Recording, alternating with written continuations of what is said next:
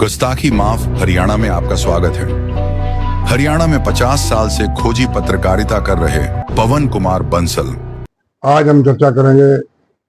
एक तो कांग्रेस के फॉर्मर एमएलए धर्मा छोकर को मनी लॉन्ड्रिंग केस में ईडी ने गिरफ्तार किया है।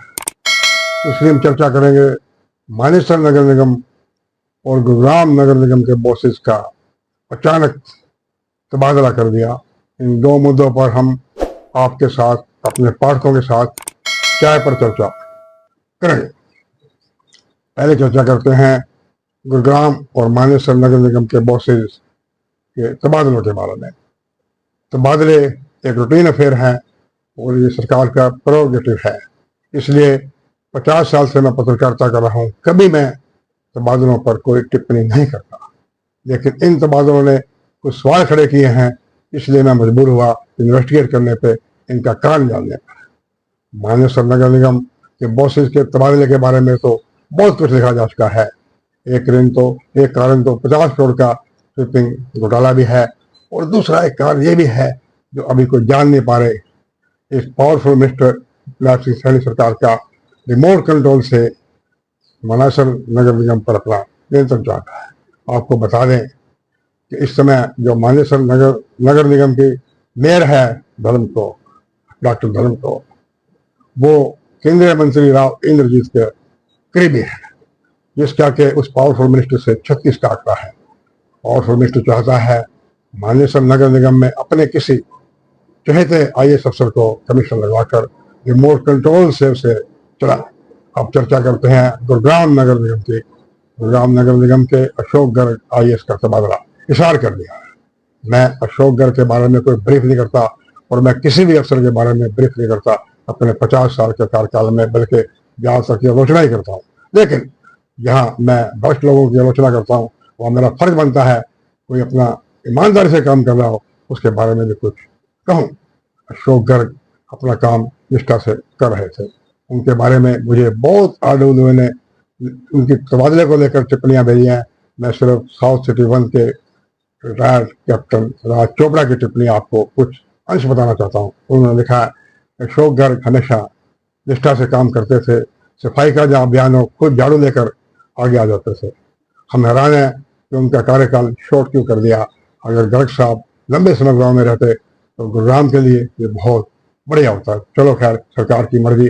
आपको बता दें, एक बार अशोक गर्ग का तबादला हिसार नगर निगम के कमिश्नर के लिए कर दिया था। उस टाइम कमल गुप्ता जो हिसार से एमएलए थे, लोकल बॉडी महकमे के मिनिस्टर थे, उनको लगा कि अशोक गर्ग के आने से वो गलत काम नहीं कर पाएंगे। और तब मनोहर लाल सीएम और कमल गुप्ता का 36 आंकड़ा था। मनोहर लाल जी कमल गुप्ता को नीचा दिखाना चाहते थे। अशोक गर्ग के तबादले से कमल गुप्ता इतने बेचैन हो गए, जाके सीएम के चरणों में पड़ गए मनोहर लाल के कि इसका अशोक गर्ग का तबादला कर दो। अशोक गर्ग ने अभी 4 दिन लिया था, इसलिए उनका वहां से तबादला कर दिया। चलो खैर, ये मामले हरियाणा में आईएएस अफसरों जैसे हैं, उनको देखने चाहिए, मेरा काम नहीं है।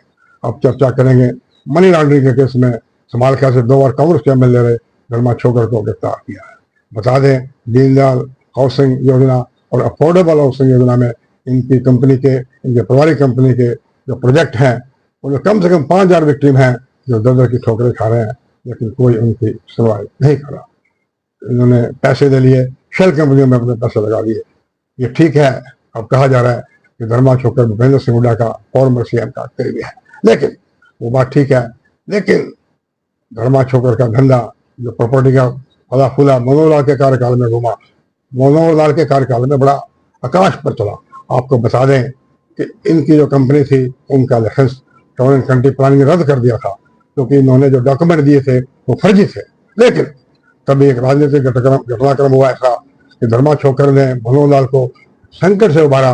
कोई इलेक्शन का मामला था, कोई वोट वार का मामला था, विरोध मोशन बन सकता है, इशारे में ही समझ जाओ। तो छोकर साहब ने मदद की मनोहर लाल की, इनका लाइसेंस बहाल कर दिया गया। और ये बता दें कि जो विक्टिम थे दर दर भड़कते रहे, लेकिन भूपेंद्र सिंह हुड्डा फॉर्मर सीएम रहे हैं, विपक्ष का नेता बनने के लिए आतुर हैं, लंबी जेब निकाले बैठे हैं, मेरे को विपक्ष का नेता बना दो।